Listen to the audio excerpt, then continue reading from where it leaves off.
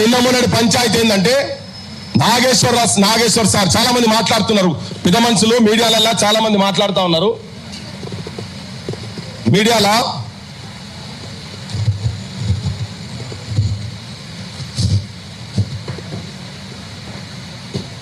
ఈ పిచ్చోనికి ఏం పని లేదు, పృథ్వీరాజ్ అంటే పిచ్చోడట. కరెక్టరా బాయ్, నేను పిచ్చోనే, తెలంగాణ పిచ్చోని, నేను గర్వంగా చెప్పదలుచుకున్నా. ఈ పిచ్చోళ్ళతోటే తెలంగాణ విముక్తి అయింది. ఇగో ఇక్కడ ఇంకొక పెద్ద పిచ్చి, మా పెద్ద పిచ్చి అనే పెద్ద మనిషి ఉన్నాడు. ఈడ నన్ను స్కూటర్ మీద తీసుకొని పోయింది ఫస్ట్ గద్దర్ అని ఇంటికి 95లో అనుకుంటా. ఈ పిచ్చి వల్ల పిచ్చితోనే వచ్చింది నాయన, లేదా మాకేం పని ఇప్పటిదాకా అయినాక కూడా యాడ్న కూర్చారా. తన ఎప్పుడో 20 ఏళ్ల కింద రాజ్యసభ మెంబర్ అయ్యేటోడు, నేను కూడా రాజ్యసభ మెంబర్ అయ్యేటోని, ఎమ్మెల్యే అయ్యేటోని, మంత్రిని అయ్యేటోని, మొట్టమొదటి టీఆర్ఎస్ క్యాబినెట్ లోనే మంత్రిని అయ్యేటోని. మా నాయన కన్నా జూనియర్ కేసీఆర్ ఆయనను తీసుకొచ్చి ఆ పార్టీ పెట్టేటప్పుడు చాలా క్రియాశీలకంగా పనిచేసిన నేను కూడా, అది పాశమంకులు కూడా తెలుసు, చాలా క్రియాశీలంగా ఉన్నా. నా నియోజకవర్గానికి నేను ఇన్ఛార్జిగా ఉంటిని. నేను ఎప్పుడో అయితోని వాళ్ళ కొడుకులు అల్లుళ్ళతో పాటు నేను ఎప్పుడో మంత్రి అవుతుంటే. కానీ ఎందుకు ఇప్పటిదాకా కూడా 12 సంవత్సరాల తర్వాత కూడా ఎందుకు ఈ తాపత్రయం, ఎందుకు ఈ పిచ్చి అంటే, నా తెలంగాణ ఆత్మగౌరవంతో బతుకుతలేదు, నా తెలంగాణ ప్రజలు ఆత్మగౌరవంగా బతకలేరు. నా తెలంగాణ యువకులు ఎక్కడ క్యాటరింగ్ చూస్తే పీజీలు పిహెచ్డీలు చేసిన వాళ్ళు మూతికి మాస్కులు పెట్టుకొని క్యాటరింగ్ పనులు ప్లేట్లు అందిస్తున్నారు, ప్లేట్లు తీస్తున్నారు, కూలి పని చేస్తున్నారు, ఆటోలు నడుపుతున్నారు, క్యాబులు నడుపుతున్నారు, ఉప్పర్ పని చేస్తున్నారు, తాపి మేసి పని చేస్తున్నారు.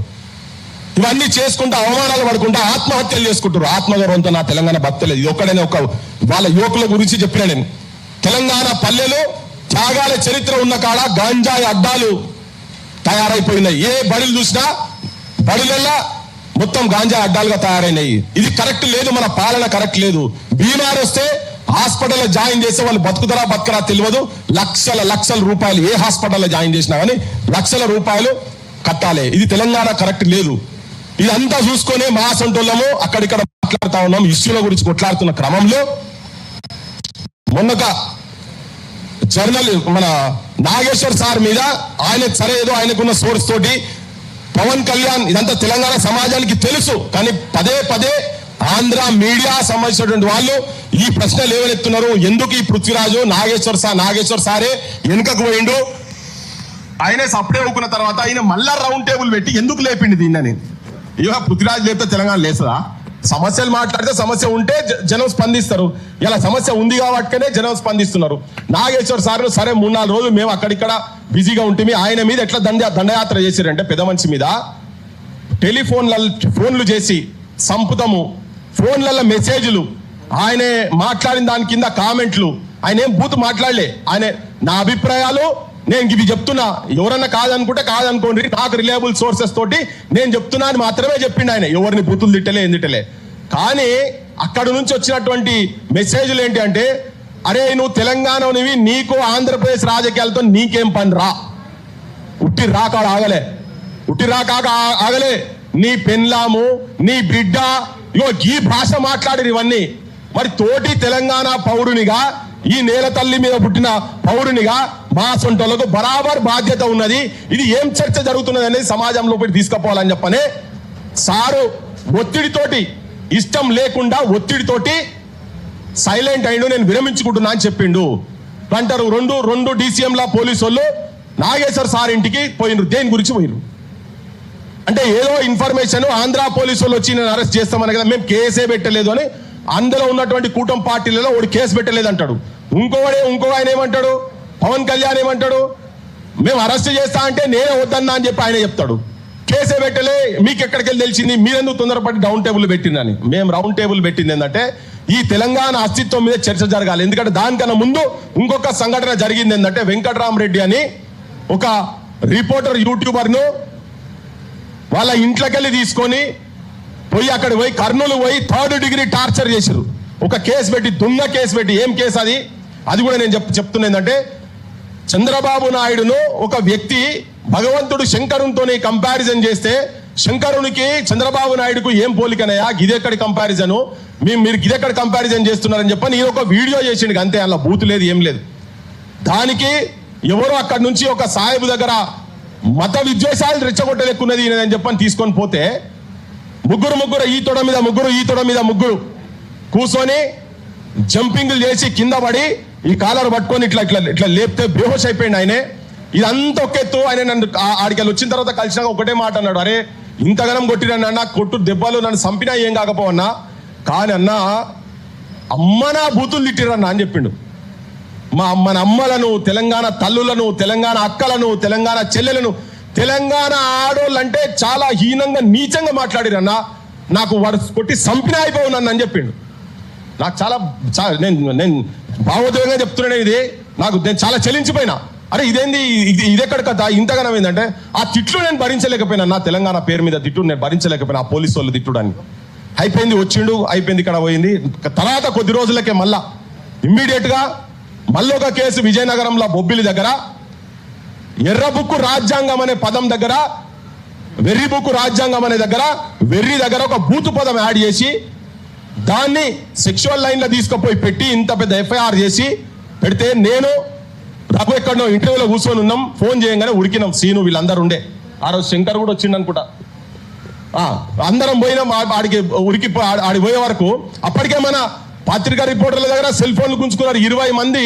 వాళ్ళ ఇంటి మీద దాడి చేసి పోయినాక నేను అడిగిన, అసలు ఏందే, ఎక్కడున్నది ఇక్కడ, ఆ పదం ఎక్కడ ఉండేది ఉంటే తీసుకోపో, మేము కూడా వ్యతిరేకిస్తాం, ఆ పదం ఉంటే మేము కూడా వ్యతిరేకిస్తాం.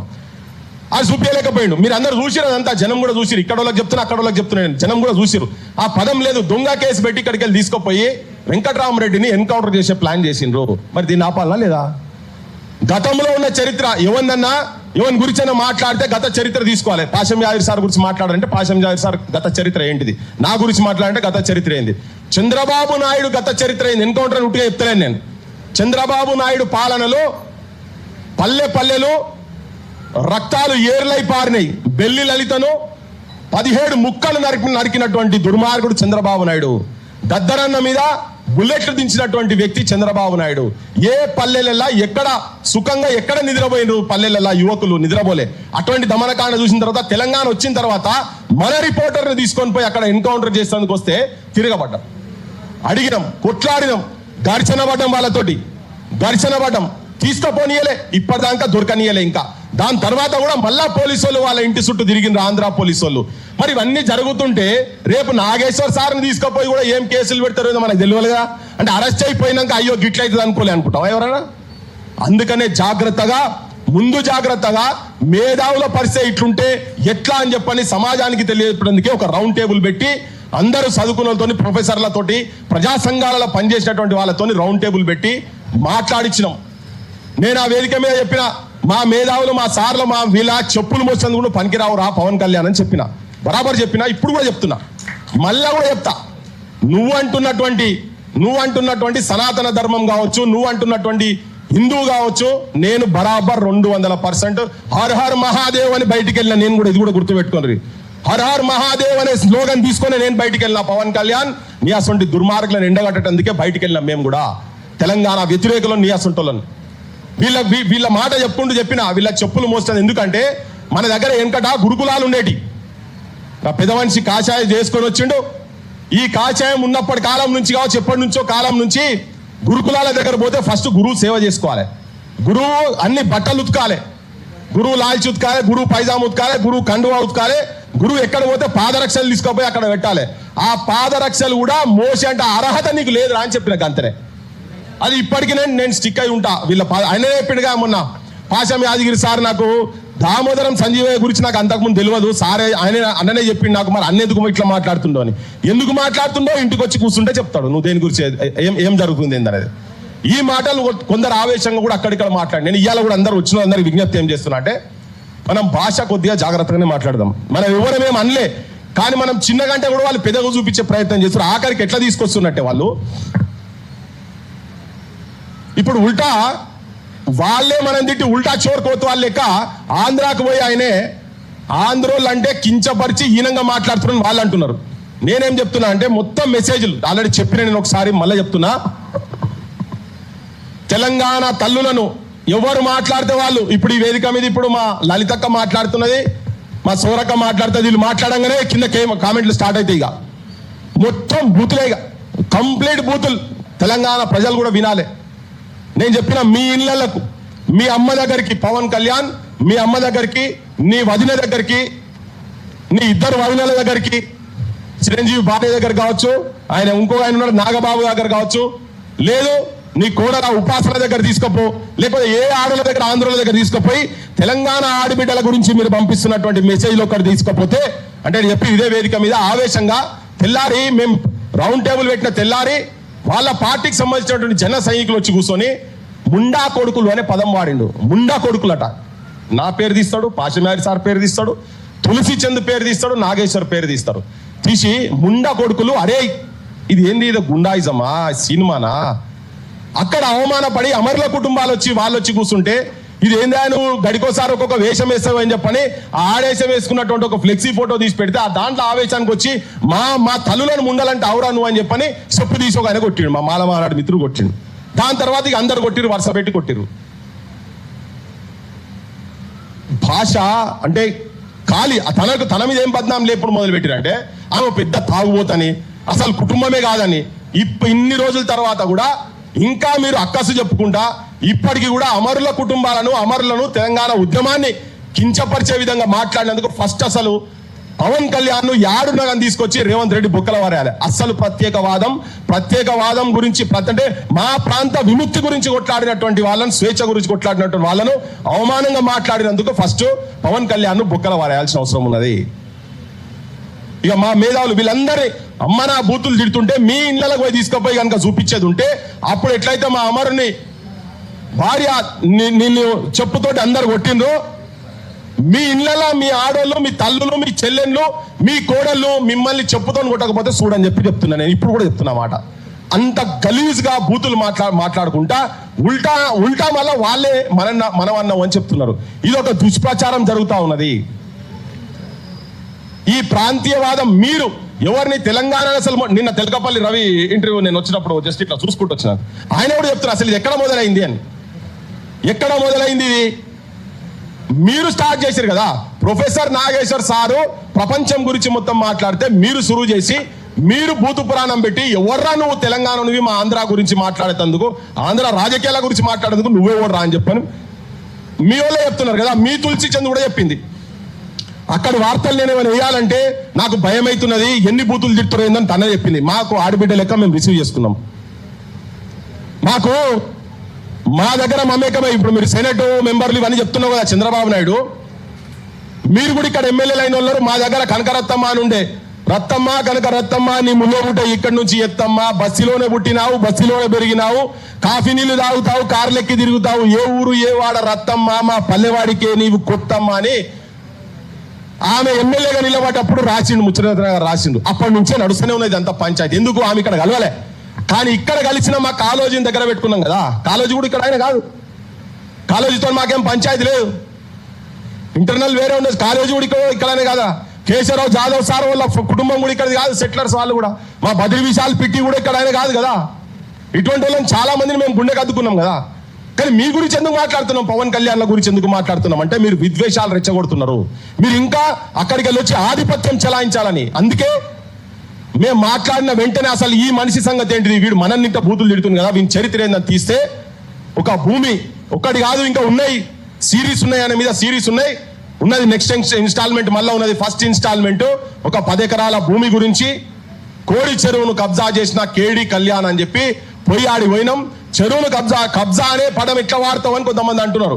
ఇప్పుడు పేదోళ్లకు చెరువు ఏంటంటే ఏక్ ఫసల్ భూమి ఒకవేళ ఇచ్చిన ఆ ఊరోళ్లకు అక్కడ ఉండేటువంటి వాళ్లకు పొట్టకూటికి లేకుండా ఉండి, తిండి గింజలు లేకుండా ఉండి, సాగు బతుకులలో ఉంటే ఒక్క పంట వేసుకుంటందుకు, వానాకాలం పంట వేసుకుంటందుకు రాసిచ్చేటువంటి భూమి అది.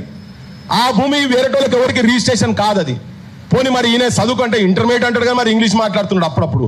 ఆయన అడ్వకేట్లు, పెద్ద శరత్ మరార్లు, డైరెక్ట్ ప్రొడ్యూసర్లు అటువంటి వాళ్ళ పేర్ల మీద కనుక తీసుకున్నాడు కదా ఆయనే. మరి అది తీసుకుపోయి చూపిస్తే మరి దాని మీద ఏమంటాడు, మీరు ట్రెస్ పాసింగ్ చేసిర్రు అంటాడు. పవన్ కళ్యాణ్ ఎవరిని అడిగి నువ్వు నా నెంబర్ మొత్తం నువ్వు డిస్ప్లేలో పెట్టినవా? నా నెంబర్ నా ప్రైవేట్ నెంబర్ నువ్వు కేసులు పెడతా అంటున్నావు కదా, బరాబర్ పెట్టాలి నువ్వు ఆ భూమి మీదకి, నా మీద, రఘు మీద, సీను మీద ఒక 35-40 మంది పోయినాం మేము. ఎస్, దండయాత్రనే చేసినాం. నువ్వు మా చెరువు కాపాడుతందుకు, మా నేల తల్లి, మా నీళ్లను, మా చెరువులను, మా బతుకమ్మ ఆడేటువంటి నా జాగలకు మేము పోయినాం. నువ్వు నా సెల్ ఫోను ఆంధ్ర తెలంగాణ రెండు ప్రాంతాలకు మధ్య విద్వేషాలు రెచ్చగొడుతున్నటువంటి వాడు వీడియో అని చెప్పి నా టెలిఫోన్ నంబర్ పెట్టి మొత్తం నీ ఆంధ్ర ఎవరెవరు నీ సైనికులు ఉన్నారో, చంద్రబాబు సైనికులు ఉన్నారో, ఈ సెల్ ఫోన్ ఓపెన్ చేస్తే మీ ఆంధ్రుల గుణాలు ఏంటియో అందరికన్నా అర్థమైతే ఎవరు దోపిడీ చేసేందుకు వచ్చినటువంటి వాళ్ళ సంగతి. ఒక్క సంఘటన ఎక్కడన్నా ఏదన్నా ఒక సంఘటనలా ఇక్కడ ఆంధ్రులను కొట్టే ఉదంతం ఎక్కడన్నా ఉదాహరణ జరిగిందా? ఎక్కడ జరగలే. మా ఊళ్ళే చచ్చిపోయిన, ఇప్పటికీ మా ఊళ్ళే చచ్చిపోతున్నారు. కానీ ఇక కాదు, Telangana needs soldiers not martyrs. Telangana needs ideological militancy. మేము ఆలోచన తెంపకూడతాం మిమ్మల్ని. ఇప్పుడు నువ్వు అన్నావు కదా, నువ్వు అన్నందుకు మేవాడు ఇట్లా అనగానే మేము రెచ్చిపోలే. మాకు కూడా ఇక తుపాకులు ఇవి అంటే మాకు పెద్ద పనే కాదు. మా పల్లెలలో ఉట్టి కాదు ఆడుకునేటి, అవన్నీ గోళీలు ఆడుకునేటి మాయి. కానీ మేము అట్లా కాదు. నిన్ను ఎక్కడ కొట్టినాం బిడ్డ? నువ్వు చెరువు ఇల్లీగల్ గా 10 ఎకరాలు చెరువు భూమిలో నువ్వు జల్సాలు చేస్తున్నావు, నువ్వు ఆ జాగలా అని చెప్పి మా గుడిని పనిచేసినావు. నువ్వు సనాతన ధర్మం హిందుత్వం అని చెప్పుకుంటా మా కట్టమైసమ్మ చెరువుకు బేడీలు వేసినట్టు నువ్వు మొత్తం వాడ కంచె పెట్టినావు కదా. అది సమాజానికి, నీ సమాజానికి, మా సమాజానికి మేము చూపించినాము. అది మేము చేసేది ఐడియాలజికల్ మిలిటెన్సీ. చేస్తాం. ఇంకా ఉన్నాయి నీ ఏమేమి ఎస్సీ భూములు ఏమేమి చేసినావో ఇవి చాలా ఉన్నాయి. మీ వాళ్ళ చరిత్ర కూడా చాలా ఉన్నది. ఇవి ఇప్పుడు మేము మా ప్రభుత్వం కూడా, తెలంగాణ ప్రభుత్వంకు రేవంత్ రెడ్డి కూడా సవాల్. ఆయన అన్నాడు నిన్న మాట్లాడుకుంటా, ప్రెస్ కాన్ఫరెన్స్ లో మాట్లాడుకుంటా అంటాడు, అది ఒకవేళ గవర్నమెంట్ భూమి అయితే నేను ఇస్తాను. గవర్నమెంట్ నువ్వేంద్ర ఇచ్చేది, వాళ్ళే తీసుకుంటారు. ఫస్ట్ ఇన్ని బొక్కలు పడాలి. ఎందుకంటే ఇన్ని రోజులు కబ్జాలు ఎందుకున్నావు దాని మీద? నీకు గానే కాదు, రిజిస్ట్రేషనే కాదు, దొంగ సంతకాలు పెట్టినావు. మేము మ్యాప్ తీసుకుపోయి ఆడ పెడితే ఇదంతా కాదు, ఇదంతా వేస్ట్ అంటారు. మరి ఆర్డీఓ పెట్టిండు, ఎంఆర్ఓ పెట్టిండు, అందరు పెట్టిరు కదా దాని మీద సంతకాలు. అంటే ఎవరిని పిక్చర్ చేస్తున్నావు? ప్రజలకు చెప్పేది ఏంటంటే, సినిమాలలో వీళ్ళు హీరోయిజంకే పనికొస్తారు, కానీ వేరే జీవితాలకు వస్తే వీళ్ళు అన్ని నల్లటి బతుకులు, చీకటి బతుకులు అని చెప్పదలుచుకున్నాను. వీళ్ళందరికీ చీకటి బతుకులు వీళ్ళు బతికేటి అన్ని. నన్ను మా ఊళ్ళో అడిగినరు, అరే నువ్వు గడపోయి ఇంకా బీర్ బాటిల్ పట్టుకుంటా, అవే నీ లెవెల్ ఏంది, నువ్వు బీర్ బాటిల్ పట్టుకునేది ఏందని. అంటే నేను చెప్పదలుచుకున్నది ఏంటంటే, నేను అలా ఆవులను పెంచుతున్నా అన్నాడు. నీ ఆవులు పెంచే దగ్గర, అంటే ఆవులు అంటే ఒక పవిత్రమైన జాగా అనే చెప్పేందుకు చెప్తున్నాడు ఆయన. నువ్వు ఆవులు పెంచే జాగాల దగ్గర బీరు సీసాల మొత్తం ఇట్లా గుట్టలేక ఎందుకు ఉంటుందా అని అడిగేటందుకు చూపించిన నేను దాన్ని. ఇప్పుడు చెప్పదలుచుకున్నా. అరే నువ్వు గంత పెద్ద మనిషి బీరు సీసాలు పట్టుకొని కనిపిస్తావా అంటే, ఆడ చూస్తోళ్ళకి కనిపిస్తున్నాడు, అబ్బా ఇంత ఘోరం జరిగిందా అని. నువ్వే చెప్పినావు ఆవులు ఉన్నాయి, నేను ఆవులు పెంచుతున్నా, వేరే ఏం చేస్తలేను అని చెప్పాను. మరి ఆవులు ఉన్న కాడ బీరు సీసాలు ఎందుకున్నాయి? నువ్వు తాగినవా, ఎవరు తాగిరో నాకు సంబంధం లేదు. నువ్వు చెప్పేది ఏంటిది సమాజానికి, నువ్వు చేసేది ఏంటిది అని చెప్పేటని చెప్తున్నాం. ఇంకోటి, తెలంగాణ కాడికి వచ్చి మళ్ళా ప్రత్యేక వాదము, ఉగ్రవాదము అండ్ మీ అయ్యా జాగిరా అని మాట్లాడింది కదా. దాని తర్వాత చాలా మంది మా ఊళ్ళో కూడా పౌరుషం వచ్చింది. మా పొన్నం ప్రభాకర్లకు వీళ్ళకు కూడా పౌరుషం వచ్చింది. ఎస్ మా అయ్యా జాగిరే అని. ఇప్పుడైనా సోయికి రాను రాయన, సోయికి రాన్రి.